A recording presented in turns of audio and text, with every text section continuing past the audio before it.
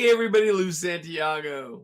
That's right. Tonight, we got Mike Finnegan. So we're going to talk to him about everything going on in his world. I'm sure you'll love it because, we got to get updates. It's just the way we're rolling this season. But next week, I should say, we got Nick from Amsoil. He's going to tell us all about Amsoil. It makes sense. It's an oil guy. Richard Rawlings after that, Joe Zopler, Builders Brawl. And then we got Chip Foose on May 31st and Bill Goldberg on June 7th. I'm going to give Bill the old big elbow there. So tonight we're going to do roadkill without a roadmap because that's how we roll. I mean, John, I'm sure has done an outline because I got it right here. But we could go anywhere. It doesn't matter. Other than that, that's about it. So sit back, enjoy the ride, and we'll go from there. Bring in John. So did you guys know that Amsoil is the corporate entity, and then they have independent dealers who sell their products? So here's the thing. We called up Nick at syntheticadvantage.com, and we said, Nick, we're doing the sticky green love machine, and we don't want it to be so sticky. And he said, guys, I got you. And here's our oil, right? So we've got all the fluids we need to get the sticky green love machine not so sticky. Check them out, syntheticadvantage.com. Tell Nick Lou sent you. Yeah. Guys, I misspoke. I showed you ATF. That's fantastic. It's fine. But they also send soil. Synthetic advantage. Yeah, that's right, Nick.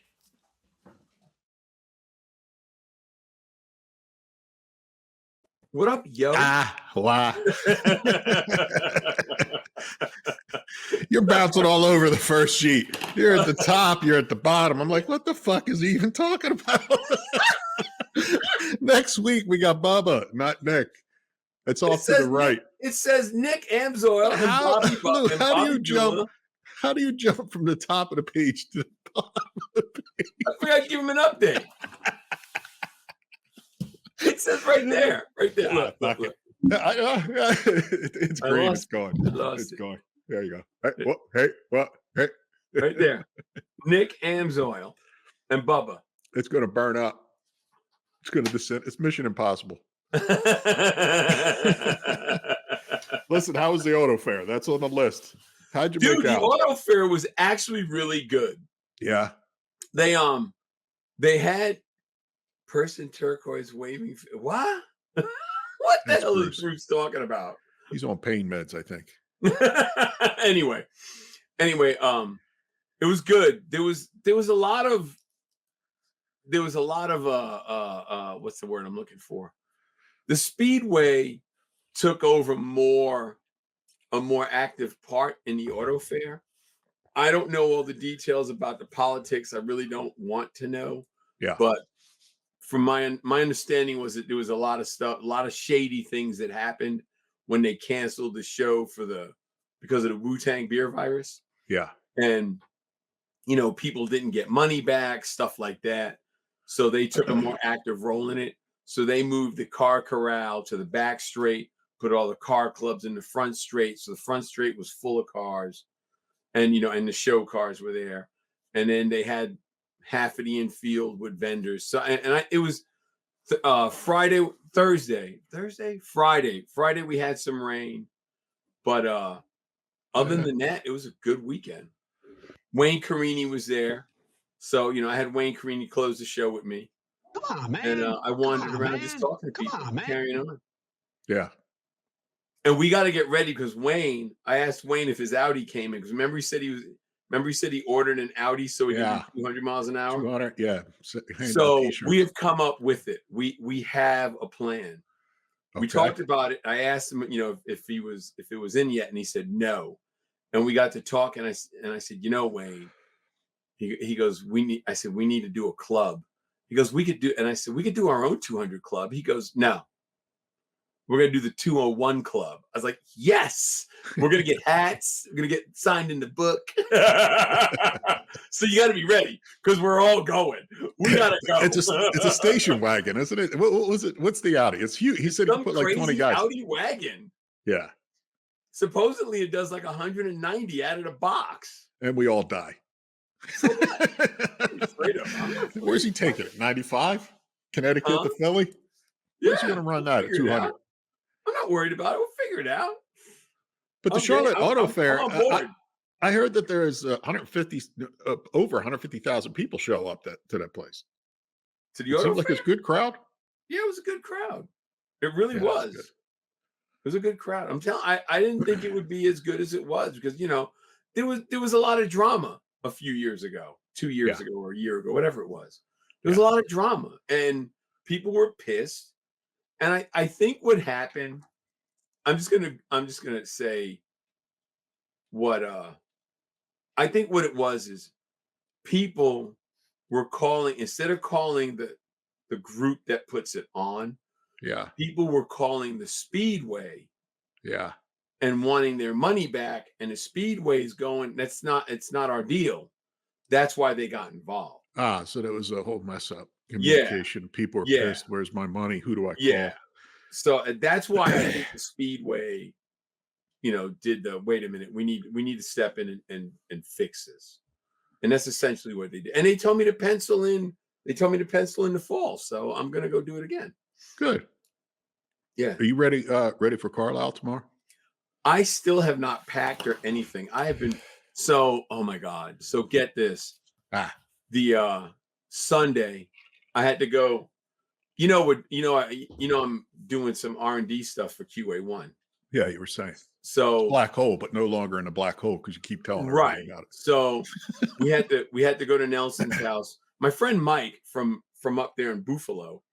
Mike came down here to buy a car and he left yesterday. He got here Tuesday and left yesterday. Yeah. So the we had to rebuild the steering column because the steering column was messed up. So Mike rebuilt it. We put it in Sunday night after the show. And then when we were driving back home, we turned on my street, the AC compressor blows up. Yeah, in my S10. Yeah. So now you got no air coming up. So I ordered all the parts Monday morning. We thrashed on it till 11 o'clock at night because the parts came in at 3, 4 o'clock. So we thrashed on it till 11 o'clock at night, got the AC working. So I got AC, baby. So there you go. I haven't done laundry. I haven't packed. Yeah, you don't do Usually that I'm packed, normally.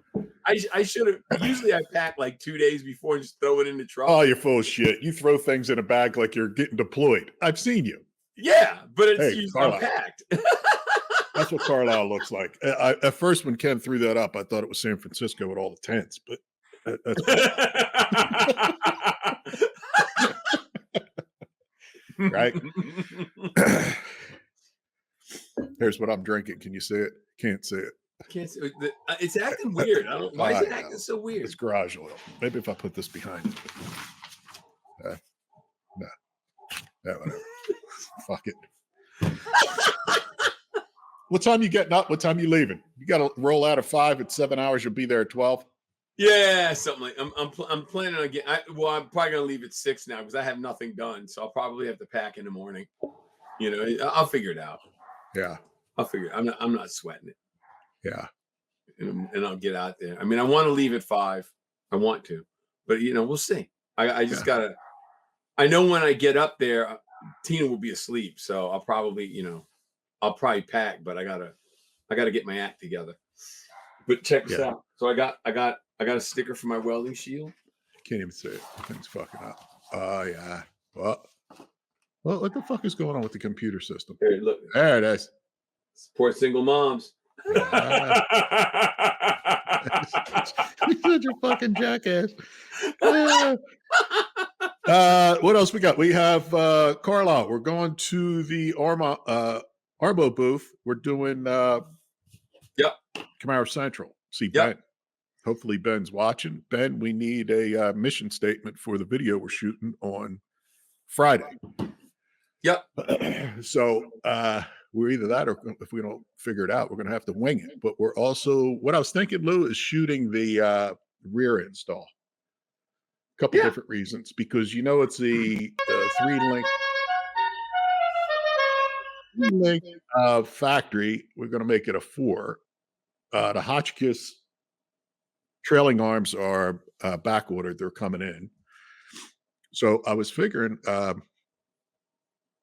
weld in the bracket for the fourth arm. Yep. It shouldn't be too bad. I have to paint all up inside there because they're, once the rear's out.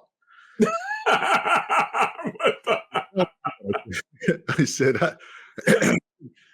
I've been burning out on this Cheech and Chong shit. When I wake up in the morning, there it is in a coffee. I wake up and go to sleep, Cheech and Chong. Yeah. Actually, I stole that from Cheech's Instagram. He was having coffee in LA cool. And they delivered his coffee with his picture in it. That's funny. I don't know how the hell they do that, but that's pretty cool. That is cool. That is cool. Yeah. So, I also got, I think I showed you the 8-track player. Yeah. Yeah. Yeah. 50-year-old 8-track player I picked up, brand new, still in the box. That's awesome. And it's an RCA. And the funny part is you flip it over on the back and it says made in Japan. Remember when people used to snap out, you're buying stuff made in Japan? Now everything's China.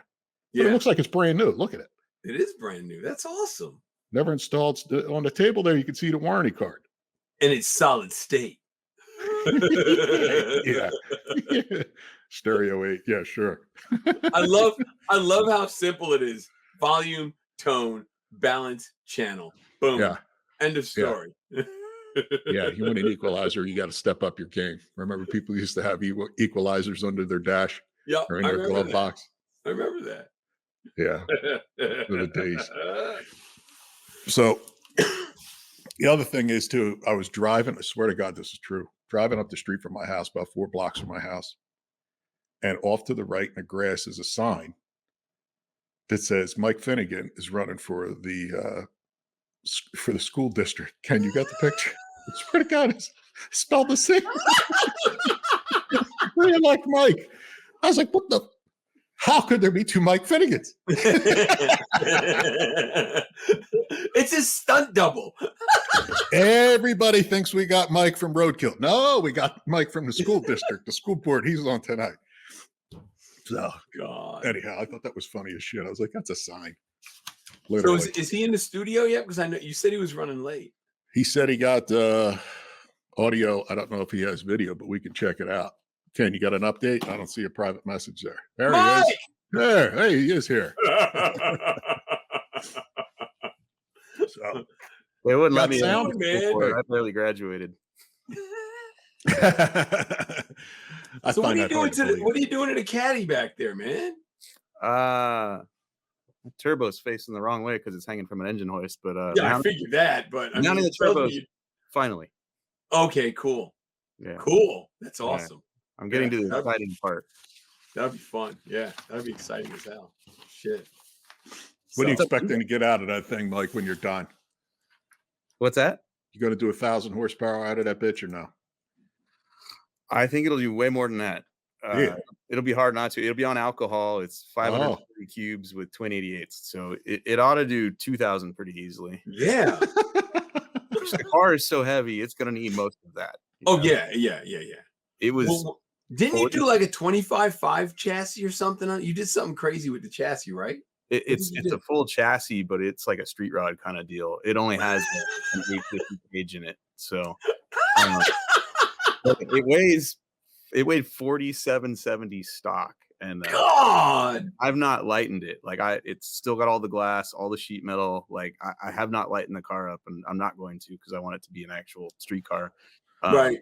It'll probably take 1,600 to go 899. Probably. Wow, still, it's but it'll be fun. It's gonna have air conditioning and power steering, and it should be medium fast.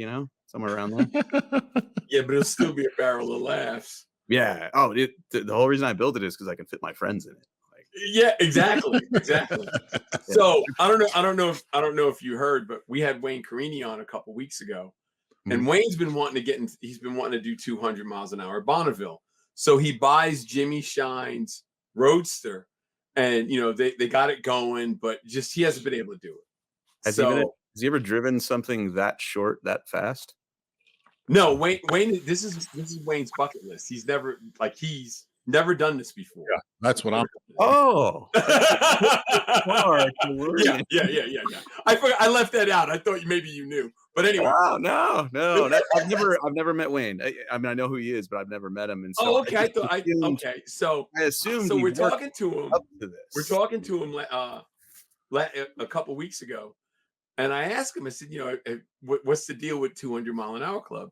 It's like, I'm working on it, but we've had some problems. So he ordered some Audi wagon that out of the box supposedly does like 190 miles an hour. So he's like, I'm gonna bring the dog. We're gonna load the car up. Everybody's going 200 miles an hour. I'm getting this thing tuned, and we're doing it in the wagon. The hell with the road stuff.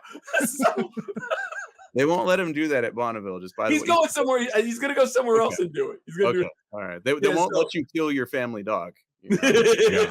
We're definitely against that there at Bonneville. So you need to be ready, because if I call you and say, hey, we're gonna get in the wagon, bring your helmet. Oh, dude, One or another are going to make the headlines. I mean, whether we scramble our eggs doing 200 or we actually go 200. I will wave as you pass by. Come on. No, I'm a horrible passenger. I don't even drive other people's cars. Like I don't drive other people's shit. I don't ride in other people's shit. Like, Yeah. There's very few people on the planet I will get into an automobile with and go racing. And the short ass list. That Cadillac looks like it was pretty nice before you took it apart. Was it original? That Cadillac pisses people off. I bought it out of an airplane hangar, and it had 46,000 miles on it and not a speck of rust. And when I say not a speck of rust, like, you pulled up the carpet in the trunk, there was nothing, not even surface rust. Really? Yeah. She's a beaut. And when I cut the floor out of that bitch and just rolled the chassis outside the shop, they were so angry. That's awesome. Hate mail. Yes. Yeah. They either loved it or were like ready to burn my house down. Yeah. That's which awesome. sucks. Most people can find it. Yeah. That's cool. That's way cool. Jesus Christ.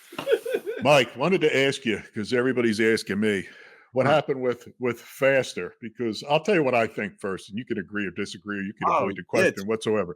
Give me the conspiracy theory. No, I'm telling you, I saw that on one of your posts on Instagram, you said you postponed your vacation like 5 times. It's overdue something. This was probably months ago. And something else after that you posted seemed like things were just too busy, like too crazy. Family things were suffering. But I'm only guessing from looking at your Instagram. What happened that you walked away? I just burned out. That's what I'm thinking. The truth is, I've spent more Valentine's days with David Freiberger than I have with my wife probably in the last decade. Yeah. We'll be off filming Roadkill. And nobody knows this, but I actually have 4 jobs. And so you're Jamaican. I feel that way. I like stick figure. I like Bob Marley. I'm pale, but celebrate the music. Tomorrow's 420, so we're good. Willie Nelson to this day. I just burned out, and there was a sequence of events. David Newbern, who worked for me here in my garage, he used to commute like over an hour each way to my house, and then we launched Faster with Finnegan and brought him into that. So now he's commuting every day of his life pretty much to my garage, either to do Faster with Finnegan or work on Finnegan's garage. And one day he called me and he's like, dude, I got to be home, and I was like, I get it. So he quit working on my YouTube show. And a couple weeks later, I just burned out, and I just looked at the 4 jobs I had, and I just picked the one that was the most stressful. And from the outside looking in, it's a dumb move. I quit the show with my name on it, but the truth was that was the one that caused me the most stress and ate up the most time. And there's only so many nights when your kids will come down into your basement garage at 8 o'clock and go, Dad, can you read me a bedtime story? And you got to look them in the eye and go, I'd love to, but there's camera people here and this car has to be done, and I just burned out, there wasn't any problems. Like, the crew on that show is probably the best crew I've ever worked with, aside from the crew on Roadkill. And Con and Newbern are amazing humans. They're still my best friends. And so the moment I decided to quit Faster with Finnegan, it was like 3,000 pounds came off my shoulders. And I just started going to basketball practices and family dinners and gymnastics. And I took my family drag boat racing. We went on like a 9-day vacation. Like it just helped me a lot, you know? Oh yeah. And the good news about that whole deal is when I quit, I said, look, this show is really good even without me. Like those two guys can carry this thing. I told people at Motor Trend, I'm like, I'll keep doing roadkill because roadkill is pretty easy. Like I fly, I'm gone like a week, I come back home, and when I'm here, other than like pre and post production calls, there's not a lot of legwork for me with regards to roadkill. It's Right. just kind of leave it, you know. And but Faster with Finnegan was the opposite of that. And so, you know, when I quit, I'm like, hey, look, just take my salary and get these dudes some help and give them a raise and, you know, whatever you got to do, but keep going with them because they're really good. Right. And they did. And I'm guessing they're going to get greenlit again because the first couple episodes I saw with just those two dudes on it were Right. fantastic, funny as hell. So Yeah. I'm stoked for them. When I see Keisha Jones says if they need a female sidekick, she's in. So they're fine, you know? Yeah. Well, So- and that's the thing, man. Like, I spent a lot of time away from my kids in the military, Yeah. and you don't get that time back. You know, out of all my kids, I know my youngest one more because I had retired when he was born. So, you know, it's just one of those things. You got to have that time. You got to have it, man. And believe me, I know a little bit about mental health. You know that. Dude, I tell you what, like my wife is like literally a saint, and like she's Wonder Woman. She's literally keeping the household going, Yeah. and she works full time, and she literally never gives me crap. She never says, you know, don't do this. And like 2 times in our entire relationship, she was like, fuck that car, I hate it, get rid of it. And so I did, you know. But she's Yeah. literally never, you know, told me not to do any of these jobs. And when I told her I was thinking about quitting, she's like, you need to, because you're not you right now. You are so stressed out trying to juggle all these things that you're not yourself right now. And I'm like, Right. I'm pretty sure it's coming out on camera too, you know, because Oh I yeah. You I know can't it. act. And I'm like, I'm pretty sure when I'm doing that show, you can can probably feel it. tell I'm stressed out. Yeah. And Motor Trend was great about it. Like I was lucky because they like, you know, they have a lot invested in that thing. They have a damn logo and merch and my name's on it. And, you know, I'm sure they Yeah. weren't thrilled when I told them. And to their credit, leading up to me finally quitting, they did everything they could to try to rework the schedule and do whatever they could to make it easier, you know, because it wasn't uncommon to come home from a week of doing roadkill and go right into Faster with Finnegan, Oh yeah. which, you know, next thing you know, 3 weeks are gone by or whatever, and you can't go to the dentist or, you know, get your hair cut or do whatever, you know, beyond seeing your kids. And so when I told them they were, you know, they got it, you know, I'm sure Yeah. I'm sure they weren't thrilled, but they got it. And like I said, I think that show's in good hands. I'm not even worried about it. So Yeah. Yeah. That's cool. You talked about your boat and you posted a time ticket. Explain how fast are you actually going?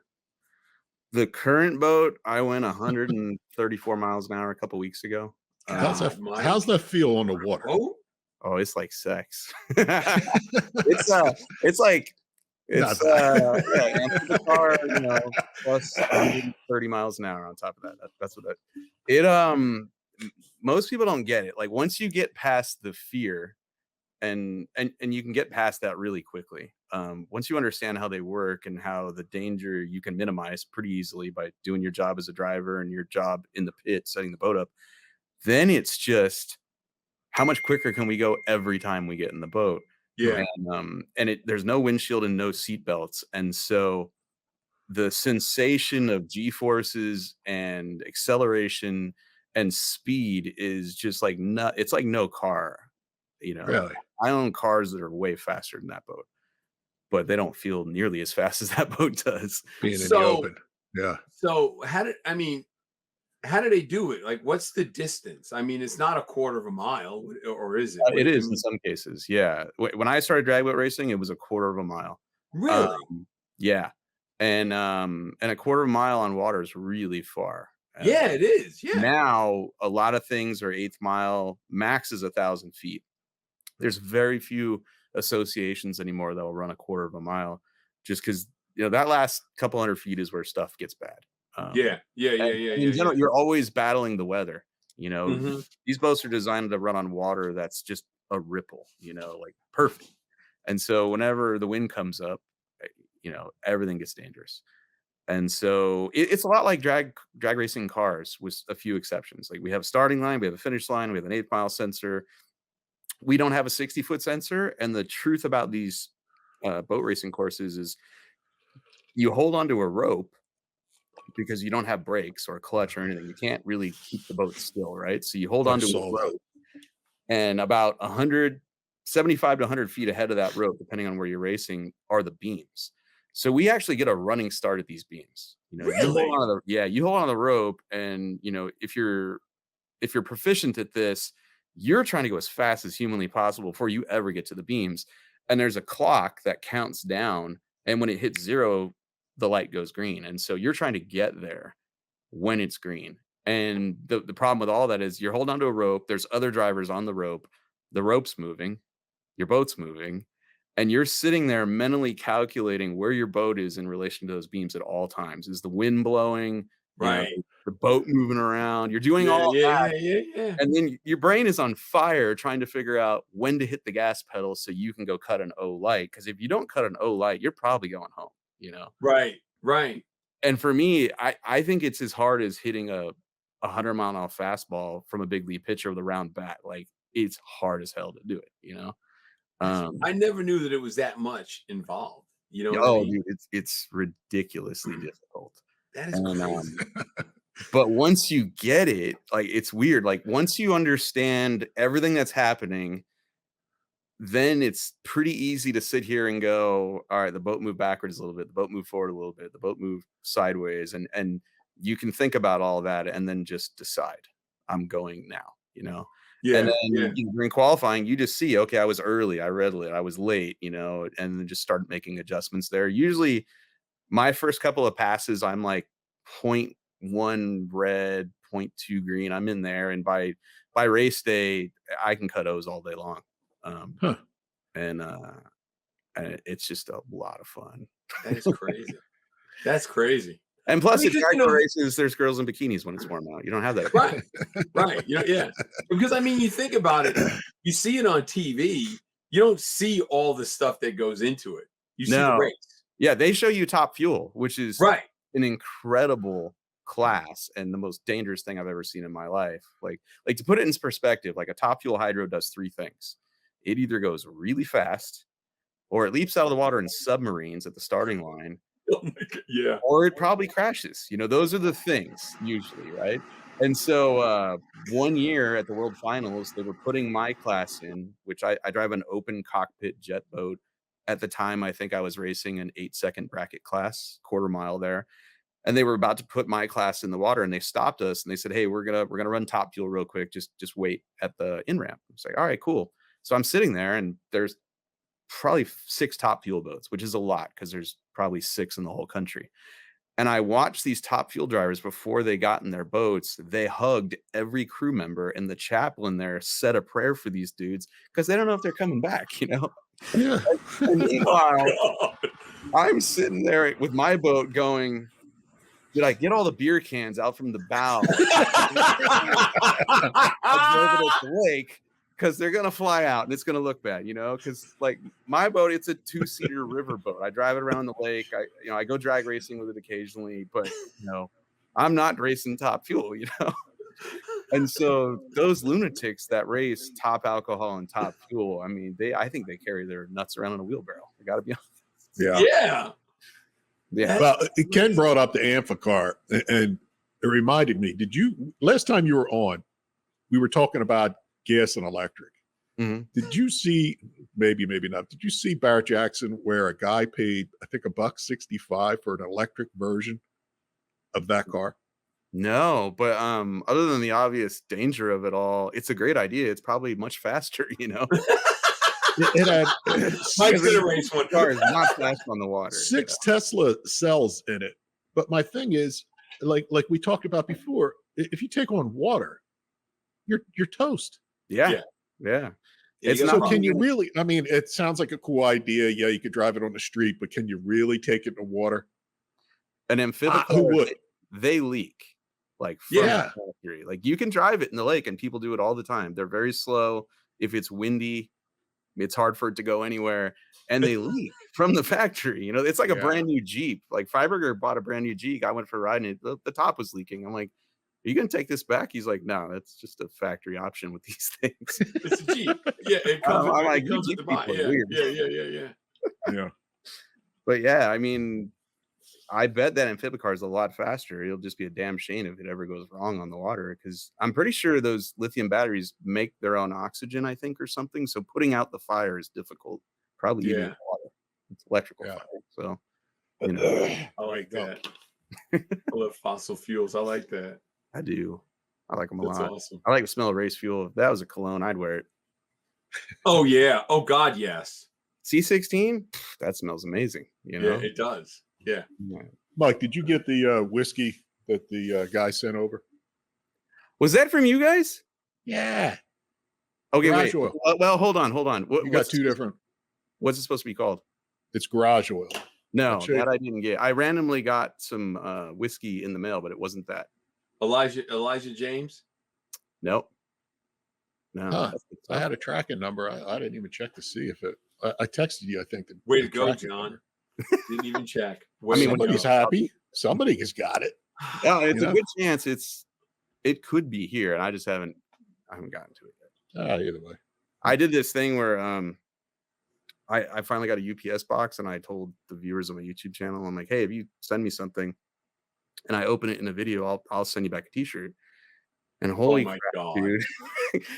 I got so many fruitcakes at Christmas time. I was losing my vertical bandsaw blade. I'm like, I had so many damn fruitcakes, and I blew it. I got the smallest UPS box they make, and so like every 3 days they call me. They're like, "Hey, come get your shit. Come get your stuff," because it's in a strip mall. It's one of those small places. It's not a big UPS store, and so they run out of room pretty quick. And they're like, "You need to come in here and do this." And so now it's like every week I'm going twice a week just to find out what's in there, you know. And it's been amazing because I've been eating crap from Australia today, actually.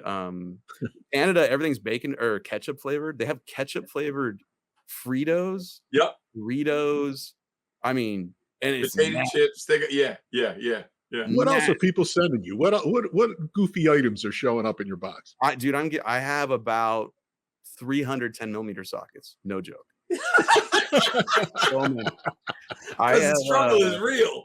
Yeah, but dude, I'm getting really cool stuff too. Like, there's a bunch of people out there. Like, everyone's 3D printing. Everyone's got a laser. Everybody's got a water jet. And so I've got all these FSM logos in like wood and metal that people have sent. That's cool. Yeah, like drawings of my car. It's really one of the most fun things I get to do anymore, because a lot of times people write a letter, you know, and you just get to find out their story, and they say really nice things, you know, and so it's one of the most fun things I do. But there's been some weird stuff. I've gotten bacon flavored candy canes. Really? I learned that Mountain Dew made something called Fruit Quake around the holidays. It was fruitcake flavored Mountain Dew, which is nasty, absolutely nasty. Yeah. I got a couple cases of that. That's not good. Cases of it, John. He got cases of it. Oh yeah, because like individually they're just mailing one bottle, but there were so many of them around the holidays that it added up to a couple of cases of it, you know. Wow. And I try everything, like right there while I'm filming. I try it. There's a lot of spit takes. There's just some of the foods that you get, like Vegemite. Oh, I've had Vegemite. Awful. And I don't know. So for the people of Australia, I don't know if Vegemite is like a joke, like Foster's. Nobody actually drinks this or eats this, but we're going to send it to the dipshit in America, you know? And I don't know if that's the case or not, but no, what's it taste like? What's it taste like? What can you compare it to? Burnt fuck, dude. It's just horrible. Like, it is. It's horrible. It's really bad. It looks like chocolate, but it does not taste like it. So it was shipped. It was shipped to you from Australia. Yeah. And you still ate it. Oh yeah, yeah. I'm for cause. Well, I And mean, I don't think it has sadly, a shelf life. some of the stuff is old. Like the mail backed up. I'm still opening stuff from December now, and Oh, so I'll open for like an hour. I'll do an hour-long unboxing video, and then I just tap out. I'm like, I can't eat any more of this crap. My ass hurts from sitting on the chair. We're just gonna cut it off here. No one wants to watch me unbox shit for 2 hours. And so because of that, I mean, I literally opened packages from December today. It's just Oh my God. it's wild. It's really fun though. Oh yeah. shit. We got to send him something, John. We got to send him something. Yeah, whiskey. Yeah. Yeah, should have sent it to the post office Big box. tease. What's going on with you guys? What's new? What are we working on? Dude, I'm not Working on working it. on anything right now. I got to expand my shop. I'm not working on anything. The back surgery went well. I'm good to go. I just got to be careful. You know, I got to be careful. But other than that, that's it. And I'm trying to get a full-time gig teaching so I can make some cash. Cool. And that's about it. I take Yeah. lessons from you. Yeah. So that's it. The- I mean, just hanging out. What about Green you? Love Machine is up front for me. I am close. Got a couple more months, but that's the whole look. Of course, I gotta rough up some stuff. That's with the red oxide on it. I got to put the gray on it yet. I got to scratch things up. I got the fur interior back. Got the change wheel. The door latch is a nice touch. I'm going with it. I'm going to pull the handle and I got a popper on it, a solenoid and a popper. When It's gonna Foose be is on remote. there, I really want to hear his thoughts on what you got going on there. And this, what'd you say? Dude, you know what's funny is there's a running joke in Roadkill.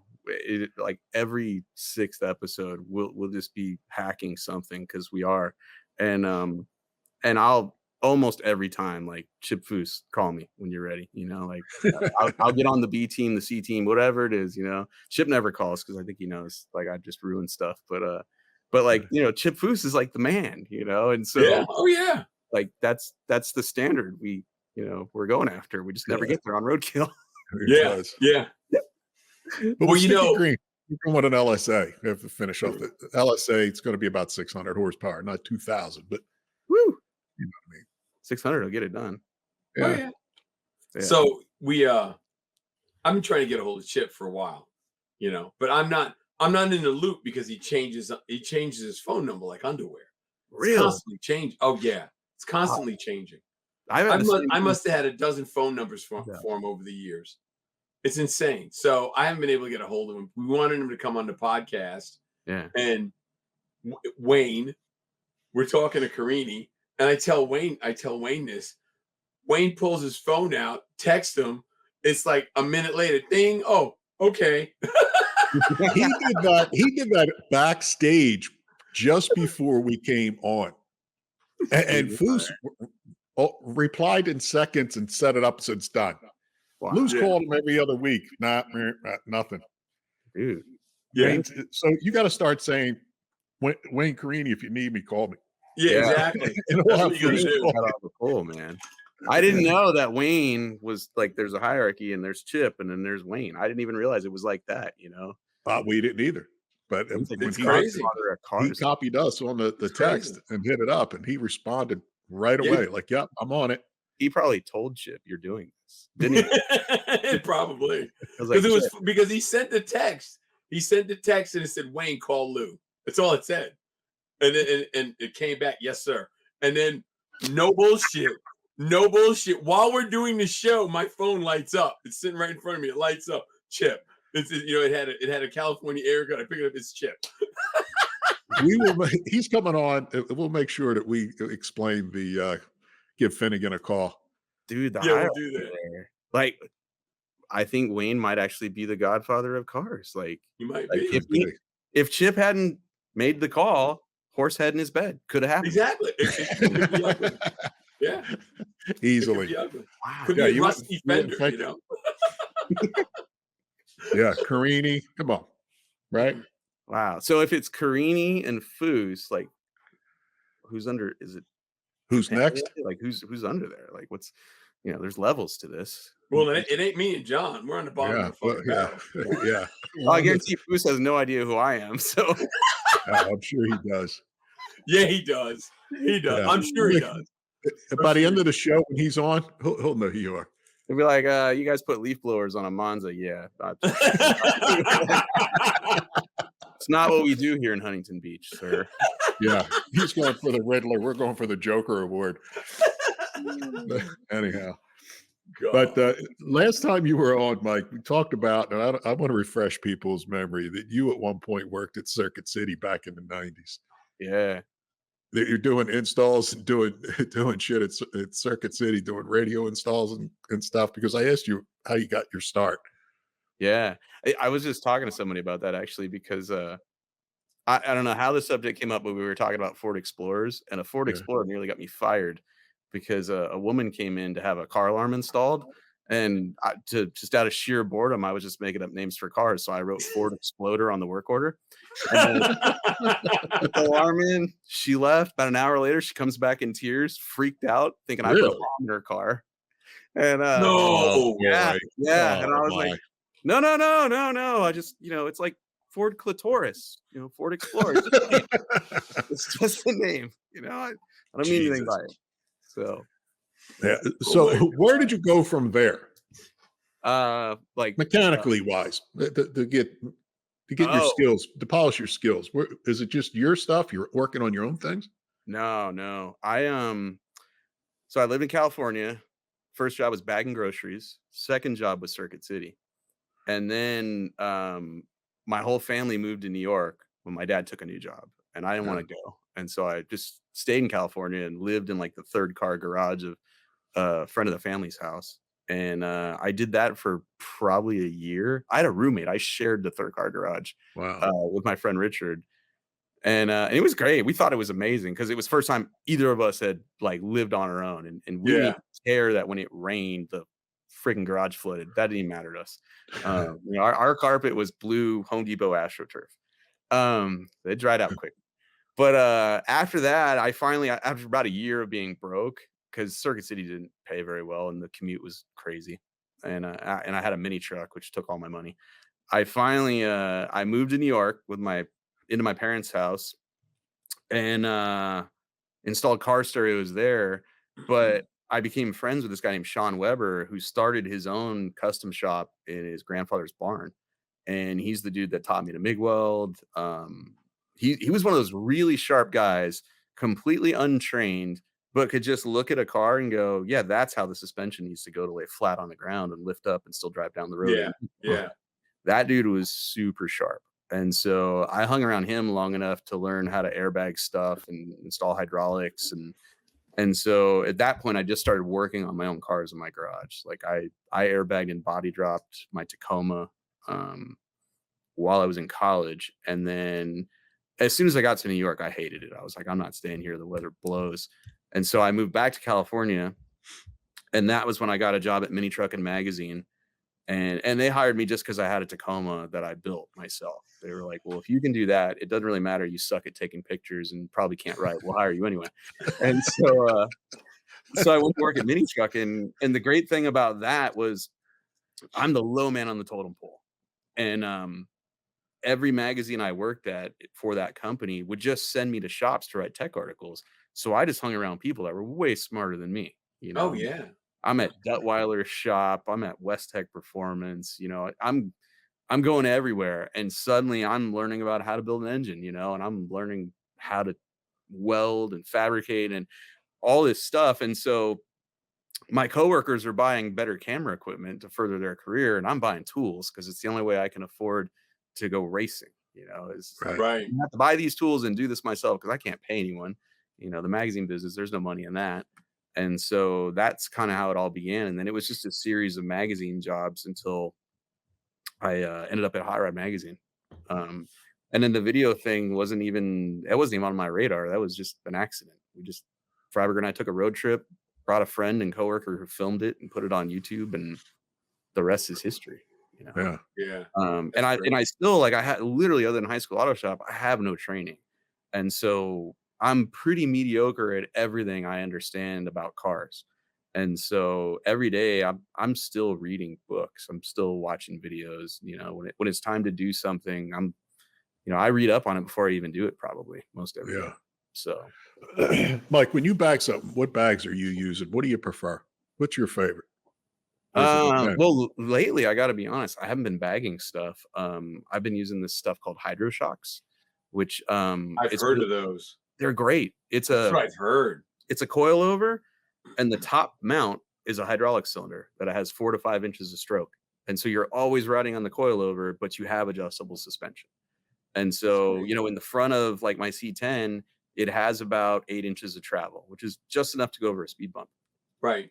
But like, let's just say you move that to the back and use some mechanical advantage and put it on a trailing arm, you can get a ton of travel out of that stuff. And the thing that's really cool about it is it's a really small system. It's not 1-inch hydraulic lines. It's -4, What? and you don't have 4 batteries. You have the battery that starts the truck is the battery that runs the pump.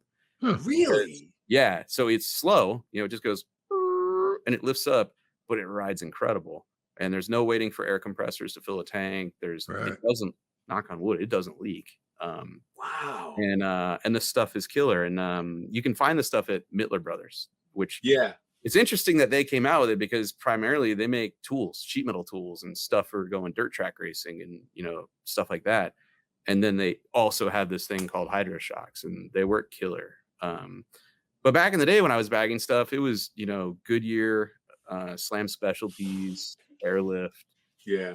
I remember Sean Weber, the guy in New York that, taught me how to MIG weld.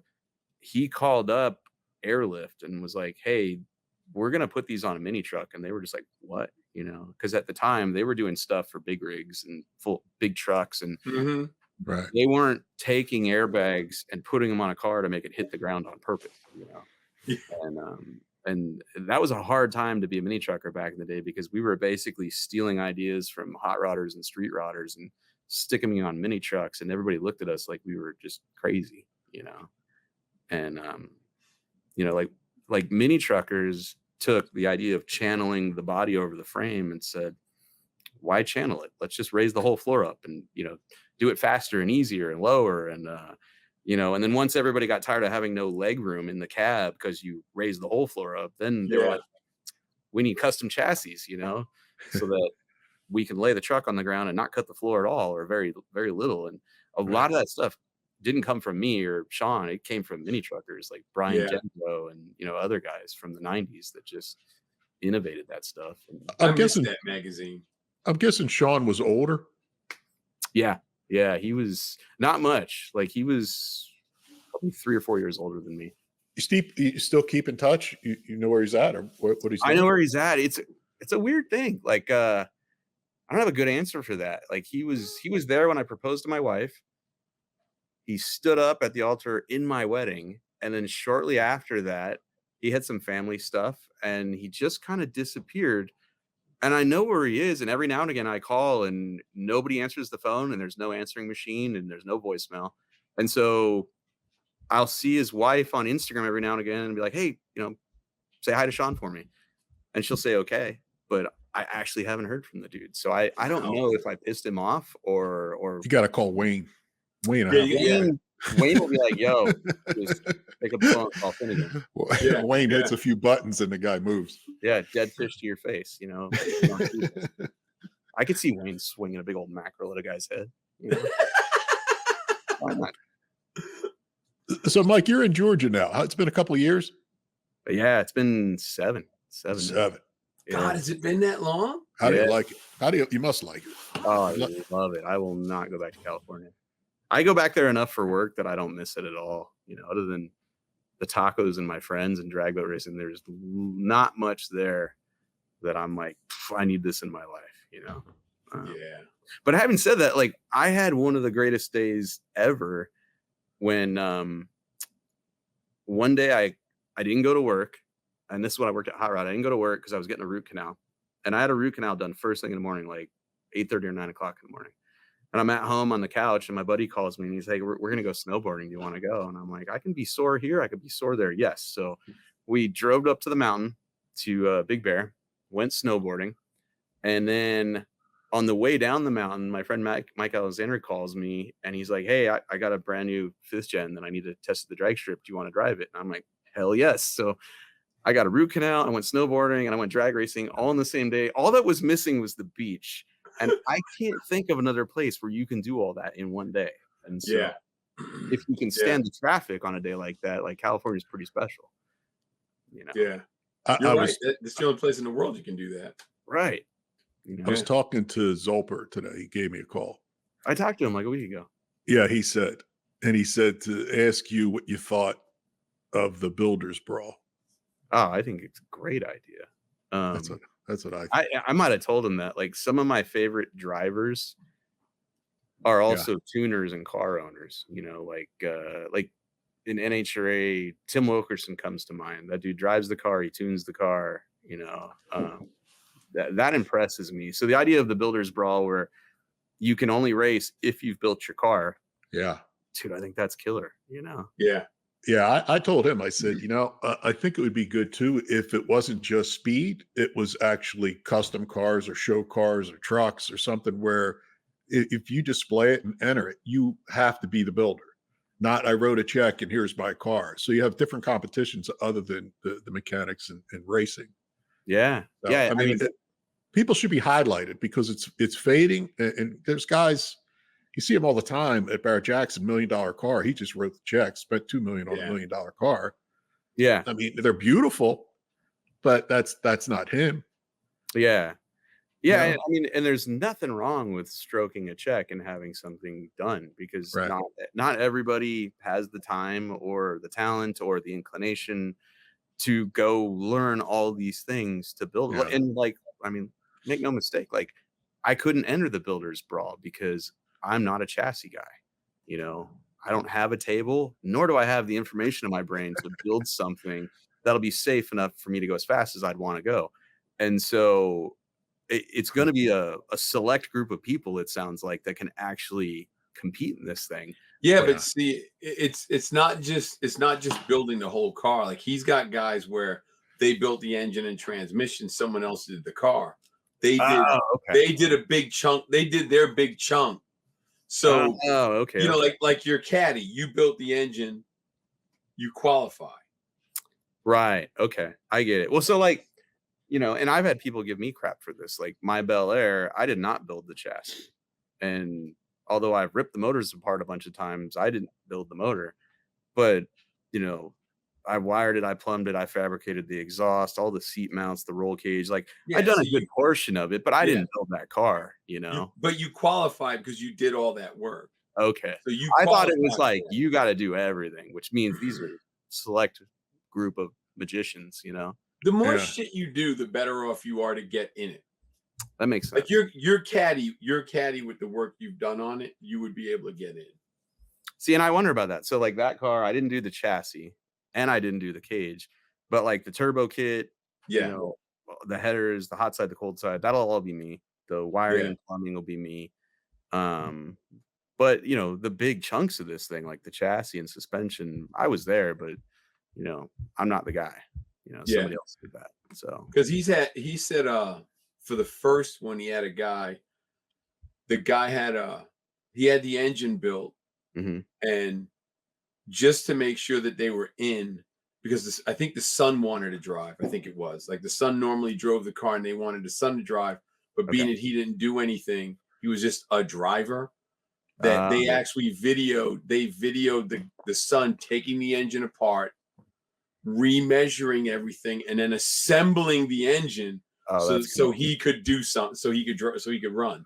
Yeah, and see, if nothing else, they have the passion or the competitive drive to go length. You know, like that's pretty cool. I mean, you should get in for that. Totally. Yeah. Oh yeah.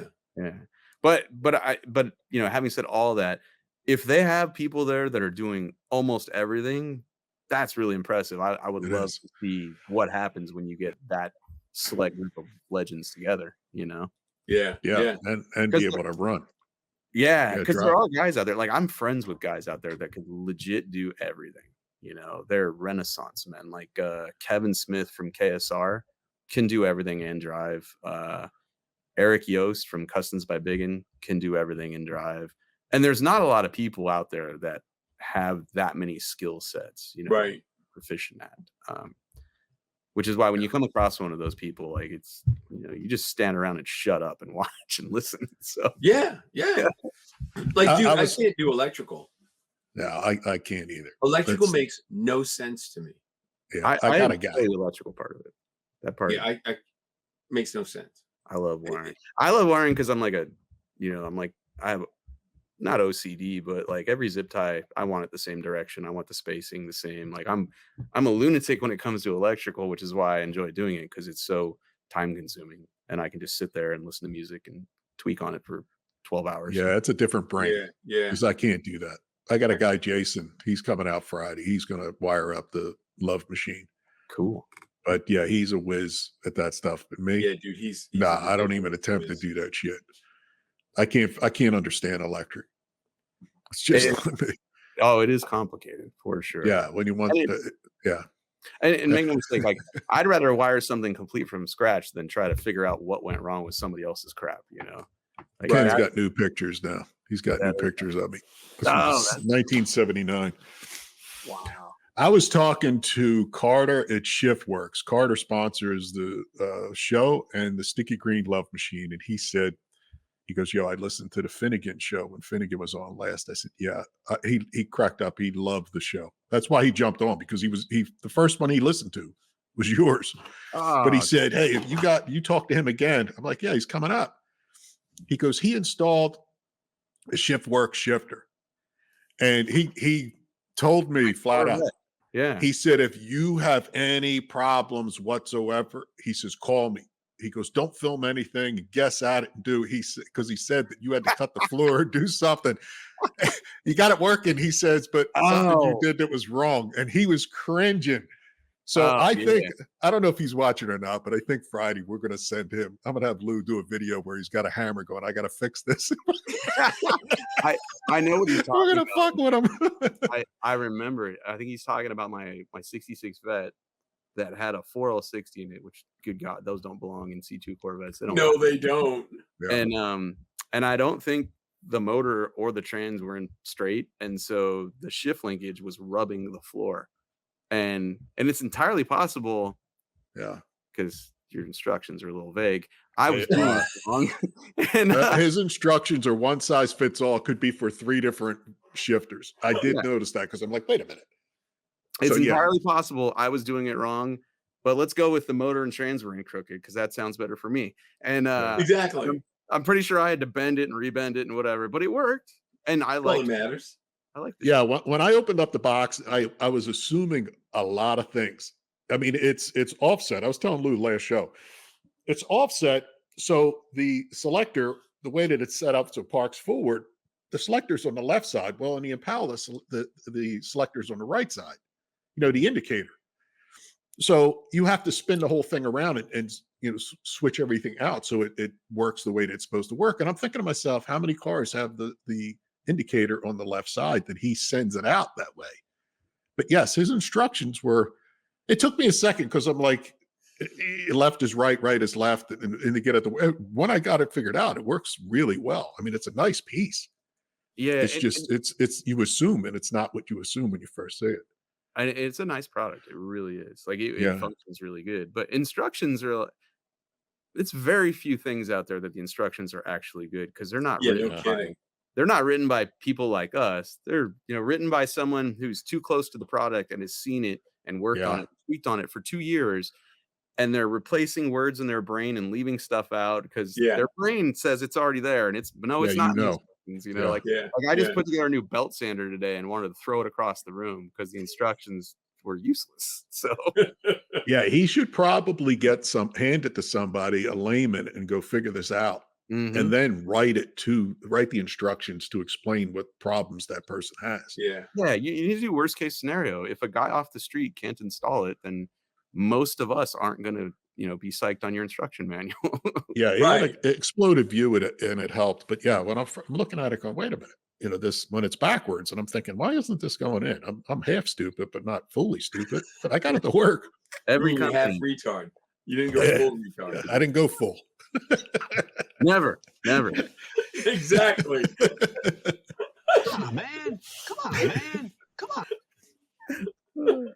Mike, the other person that the sponsor on this show is Armo SEMA. They're tied in together. And we got behind these guys because we appreciate their message, which is bring a kid to a car show. Yeah. The question I have for you, what do you do or what do you think could be done to keep the hobby going? Because with electric and things the way that they're headed, more kids are into their phone and what apps they have and not actually physically doing shit. Yeah. Yeah. So when they brought the idea and we started talking about it, I'm like, well, you know what? You're right. You know, their whole thing is bring a kid to a car show. The restoration part of it is key. Yeah. But what do you think we could do? And what do you think of the future of the hobby is? I'm actually not worried about it. No? And I don't mean because I don't care. What I mean is when I worked at Hot Rod Magazine, we used to have these monthly meetings with people from the circulation department.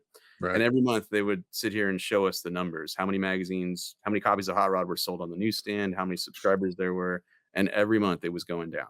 You know, the customer base was aging out. And so we spent a lot of those meetings trying to figure out, okay, how do we get kids into this? And at the time, most kids didn't even care about getting a driver's license. And they could care less about a muscle car or car shows or whatever. And all of a sudden, YouTube exploded. And there's so many car shows on YouTube now that like if I look at my YouTube analytics, it's 5-year-olds to 70-year-olds. Like, and in the very beginning of Roadkill, it was kids watching the show because the kids were on YouTube, not the parents. Yeah, And yeah. they would show it to the parents, and then the parents would be like, I never considered myself a car guy, but I started watching this with my kid, and now I look at it and I'm like, well, if you two idiots can do this, then I can do this. And I've gone out and bought a car, and me and my kid are working on it in the garage. And so I no longer worry so much about the future because smartphones and social media are going to save this hobby, not destroy it. What I never see, thought of it like that. yeah. So what I see is I follow a bunch of Instagram accounts that would blow your mind that you'd never think a guy like me are going to follow. And it's people working on cars that are not muscle cars. They're not, they're the most random things, but they are working on them and they're gathering in places and meeting and having a good time. And yeah, a lot of it's probably stuff we're shaking our head at now, but it's not any worse than the stuff I did when I was younger. And so it's just going to change. It's right. The car hobby will still be there. It's just going to look different and sound different. And there's nothing wrong with that as far as I'm concerned. Yeah. I was lucky. I grew up working at places where I got to look at Baja trucks and boats and hot rods and muscle cars and imports and like Import Tuner used to be one of my favorite magazines. I've had everything from a Honda CRX to, a Chevy C10. And so every one of those genres, I just keep a little piece of it in my brain for whatever I build, and it doesn't matter. And these days, some of my favorite car builds are imports, or drift cars, or, there's stuff happening all over the place. It's just not on everybody's radar. Like if you go to Houston right now, the locals are putting these things called swangers on their wheels, and they look like Greco-Roman, like horseless carriage races around a I've seen. Yeah, I didn't know what they were calling them. They stick out like this, and the wider they are, the better. And these kids are bolting them on, stopping a street, and just swerving at a low speed with their swangers and their trunk open and their big stereo. And I'm looking at this going, I'm never going to build one of these, but at least they have bass in the trunk because it's a long time since I heard bass in anybody's trunk. And so it's stuff like that. There's these little segments of the hobby that are exploding, and they're just different than what we're all used to. Yeah. I'm about to go to LS Fest West for Holly. Yeah. And I haven't been to that one, but what I'm expecting is just random segments of car culture that happen to have LS engines that are, wildly different. And that makes me, I'm into it. Scott Malpass said, scan code to receive YouTube instructions. Scott, are you talking about the shifter? Because I'm confused. Write us back, because if there's something I'm missing that tells you how to do it, I didn't Google it. I mean, I'm only talking about a 20-minute setback, maybe 15 minutes. But what I was surprised that it was reversed, and everything that's reversed to my brain doesn't make any sense. But Keith Gill, yes, I did. there you go.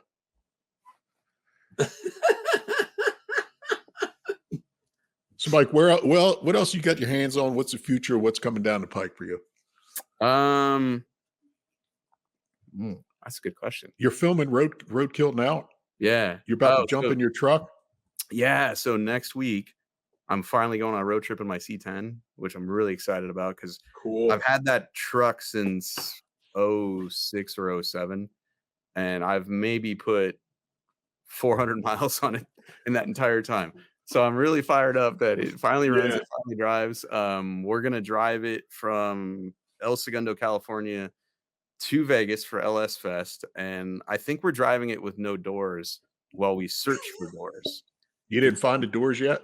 No, I got leads. Thank God to the internet. I got 4 different leads, 4 different people. We just have to get together and figure out what route will be the most fun, because I don't think we want to just go direct to Vegas. It's not that far, even for us. So you're saying you're going to stop off and put doors on it? Or you running it without the doors are going to put them on? What are you doing? I believe we're going to leave El Segundo with no doors because people do it all the time. And then everybody does it. We're going to buy doors on the way because the doors that are on my truck, I don't like at all. And so we're going to buy doors along the way, put them on, and then continue on to LS Fest. I believe that's our current plan. But it is roadkill, and none of this might happen, Right. Like the guys at Hollier have been like, can we tell people you're coming? I'm like, that's a bad idea because we may not make it. They get 3/4 of the way there. It looks like you shaved the handles off the original doors, or with the doors that are on it. Yeah. And it looks, in the pictures, it looks good. The work is really nice. Yeah. I didn't do it, which is probably why the work is really nice. But there was a period of time where I got laid off and lost my mind and all my money and sold the truck to a friend of mine. And he had it for 10 years, I think. And it never really went anywhere. But while he had it, the door handles got shaved. And when I got the truck back, I locked myself out of it immediately. and I had to shove a Sawzall blade through the vent window to snap up the thing and get it open. And I went, I don't want poppers in this thing. I'm not going to put a cable through the door. I want a door handle on here. Yeah. And so, and they're aftermarket doors they're really old aftermarket doors that never fit right. So I was like, if I can just find a decent set of stock doors with handles, I'll put those back on. Yeah. So. That's going to be tough for us. The independent rear suspension? Yeah, it's out of a Ford. Yeah. I've seen that truck. What's it out of? It's out of a Ford Expedition. An 03 Ford Expedition has a rear end. It's not an 8.8. It's bigger than that. I don't know what it is, but it's IRS, and you can get a lot of travel out of them, and they're really strong. In fact, when it was airbagged, it lifted up 14 inches. It had damn it, man. Yeah, it had a bunch of travel. And it was unusable. It would bind up at the top and the bottom, but you could drive it over a curb. It lifted up so high. Yeah. So, wow, I didn't think you get that much travel out of one of them. Yeah, I like that swap better than a Jag rear end or a Corvette because the stuff with U joints, you can't get much travel out of them. They just bind up. But the CV stuff, you can get a lot of travel out of. Yeah. We brought up a picture of one of the shirts you got online. Tell people, when we talked about this before, you have a bunch of swag on your website. Finnegan, there it is. SFM Garage, right? .com. Yeah, FSMgarage.com. Jerry Rig University Master Duct Tape. Yep, there you go. I like that one.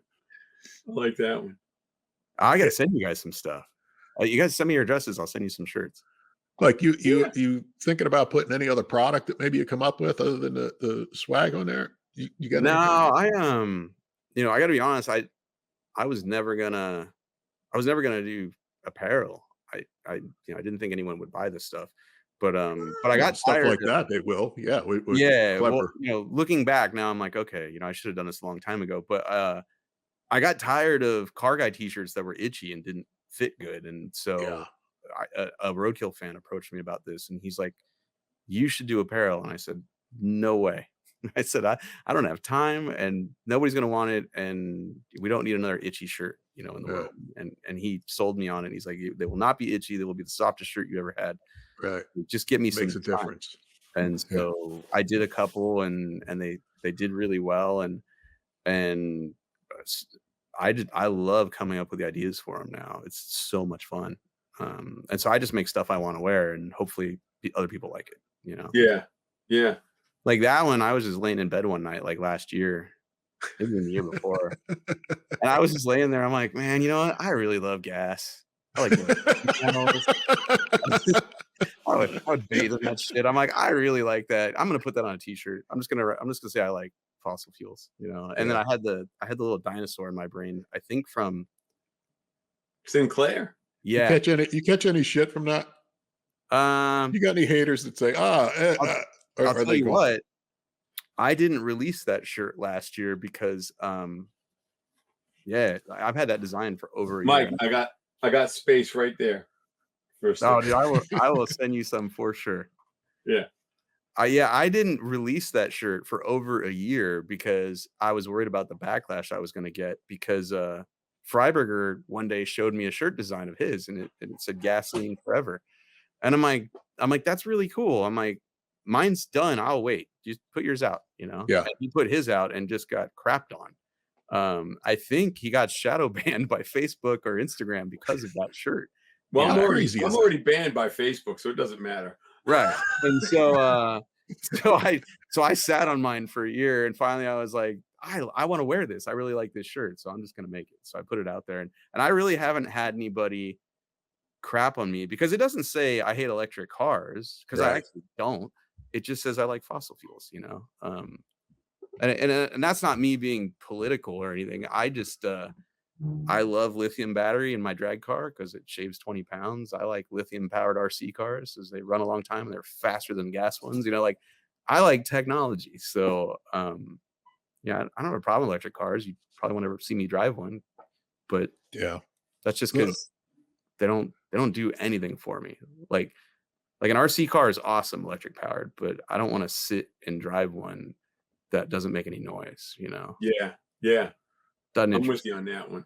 Well, that goes with the saying Bill Cosby once said. I know Bill Cosby's taboo at this point, but when he said it, he said, nobody knows the secret to success, but the secret to failure is trying to make everybody happy. Yeah. When you're saying people get pissed and and it's a different world today than it was 10 years ago. People get all upset and think, I have to tell you what nobody cares. Well, and the thing you gotta think about that too is those are just the people that have enough time to complain about something. Oh, yeah. There's way more people that are not doing that, and they don't always, like you go into a restaurant, you have a really good experience.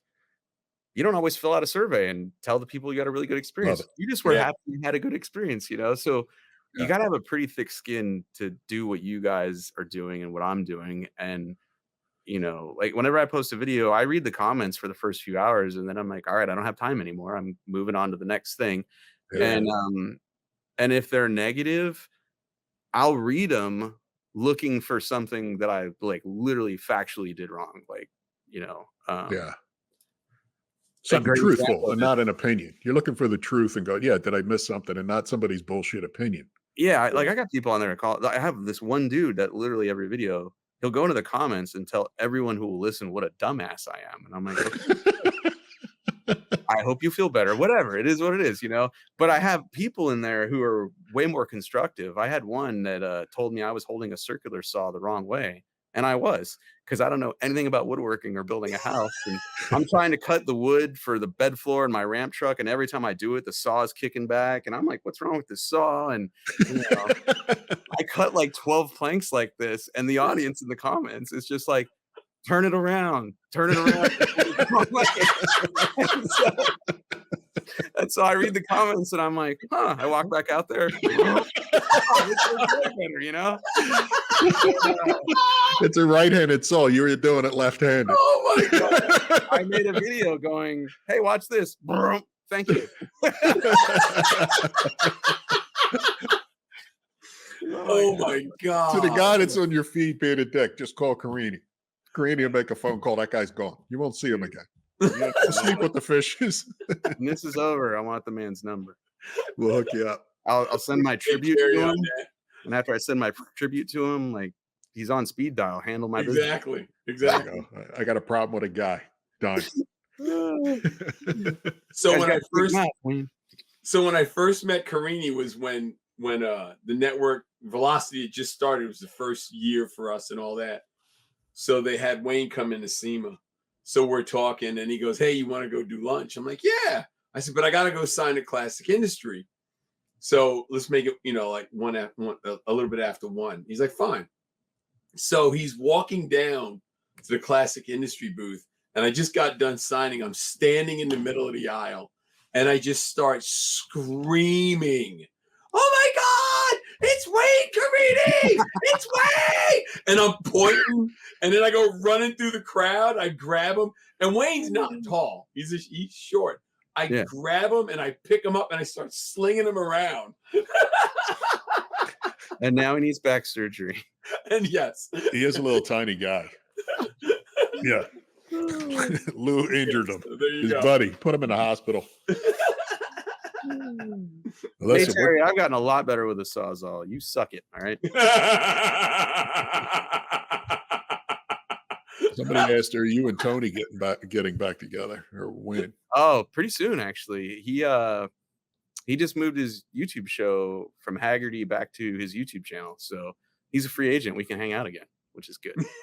There you go. Yeah. I think is going to happen? He's going to get an NHRA license in my car in May, I think. Really? We're going to go dyno the car again and track test it. And I think he's going to try to get a license driving Blasphemy, which would be rad. That would be. Yeah. That would be. I hope that'd be cool. Well, we're 21, so we're way over. Doesn't feel like it, but we are. And I know Ken's got to get. There you go. We're all side by side. So that means we're wrapping up. Okay. So, Mike, tell everybody your social handles and all that, just so they know. So because there's probably at least one person who's never seen you before. And explain the 666 while you're at it. I know the deal, but explain it. The 999. So when I first started drag boat racing, registration was in the hotel bar, and I didn't know anything. I walked in there, started drinking, and then found out I had to, get my shit together and register. And the first thing they asked me on the form was, "What's your boat number?" And I didn't have one, and I was drunk, and I was like, "Well, if it's 999, if I ever flip it upside down, that'll be pretty funny. So 999." And that's it. Like I don't worship the devil or anything. I just thought it'd be hilarious if it was ever upside down. And so that's what it's been like my whole, life of racing. 999. So Finnegan 999. Yeah, it's my racing number. Yeah. And if you guys, if you want to tell me I'm an idiot on social media, you can do that on Instagram. And it's Finnegan 999, like John said. At Facebook, it's Mike Finnegan News, and on Twitter, I don't even know. It's probably just Mike Finnegan. I have no idea. That'll work. There it is, Finnegan. But on YouTube, it's Finnegan's Garage. Yeah, okay. YouTube. Yeah, YouTube Garage. Yeah. Yeah, you got a heck of a following on there. I was checking it out the other day. You're about to click over 1 million. I think that's going to take another 2 years. You think so? You're at like 900 and some thousand now. Yeah, but it's crawling right now. Like it's literally crawling. After this show, you're going to run over that. And they're going to send you the plaque that says, "Finnegan, you're now 1 million." Yeah, come on. I will share it with you guys after you do that for me. If you find that whiskey, help us get to 1 million because we're struggling. Yeah, dude. I was looking at the analytics the other day and I was like, "Oh, dude, we're at 900." I'm like, "That's amazing." Yeah, it's going to take 2 more years to get to it. YouTube doesn't like us much because we say some things that because when you watch us on YouTube, everything's transcribed. So every word we say, and we talk about Biden, we talk about everything, and they throw us to the bottom of the list for months, and then we pop back up. So it's a little tough. We say what we're thinking, and it's not always good. No, they, you know what I mean? Like I don't think they like that. We don't care though. It is what it is. It's the beauty of being us. As long as you're having fun, you know. That's it. Mike, Exactly. I appreciate you coming on. It's Thanks for having me. good catching up. It's good to check out the car. We'll keep an eye out on it. Let us know if you find that whiskey. It's actually pretty good stuff if you do find it. It really is. I like whiskey. It is. It's smooth. I'll go through the mail and get right back to you. All right. Yeah, we'll figure it out. I forget where it was sent, but whatever. Appreciate it, Mike. Thanks, Mike. Well, there you have it. You got to We get got up the early. lowdown on everything in Mike's world in an There you hour go. and 25 minutes. There you go. We're good. Yeah, he's going to be at LS Fest in Vegas too. Yeah. And who goes they're to gonna that? drive the truck with no doors. But Bubba goes to LS Fest. Well, there's an LS LS Fest in Bowling Green. This is LS Fest West. I Bubba wouldn't be probably surprised. goes to Bowling Green because it's closer to Arkansas. Probably, but I wouldn't be surprised if he goes to both because he's I wouldn't be surprised either. king shit in the LSLT world, Yeah. right? Yep. So you're going to have to let me know where you are tomorrow. I'm probably going to get your pass to get in and your pass to get in the parking because you were on the email. Were you not from Carlisle? It said print it out. I didn't check. I was just going to call Ed Bazinski. That's He sent an email and said print it out and show it to them at the gate. He tells the will call and all. Oh, then I'll look. Yeah, I didn't. Yeah, you have to print out his email, which was sent about 10 days ago. I can find it and resend it to you. Print it out. Find it and with you. resend it because I'll look just to be sure. Well, if not, text me and I'll have it. I'll figure it out. Okay. And I mean, let me know when you're close. And you got to text Bruce when you're close because Bruce is going to be waiting for you with his scooter. Yeah, but I think we're getting a golf cart, ain't we? Aren't we getting a golf cart? Yeah. We're getting a I'm golf not worried. cart parking. I'm not worried. I'm going to get there probably. Ken and I are going. Me and Chris Ken probably be there about 10:30, 11 o'clock, somewhere around there. Yeah. You'll probably be there 1 o'clock, 12 o'clock. Yeah, more like 3 probably. Yeah. Because it's a 7-hour run. Reception's at 5 to 7. Yeah, that's why I'm going to get there early. For that reason. Yeah. Ken's getting a golf cart. Ken's going to be the driver. Yeah, someone's got to be the driver. He's going to bring his clubs. Tell him he's got to bring his clubs. Yeah. God. Judge Schmales. Oh, man. All right. So money's on the dresser. All right, everybody. I hope you enjoyed the show. I know I did. I know John did. And I like this, and Mike did too. I will just go out on a limb and say it. So all you guys, keep it real. Keep it between the lanes. Till next week. We're out. Later.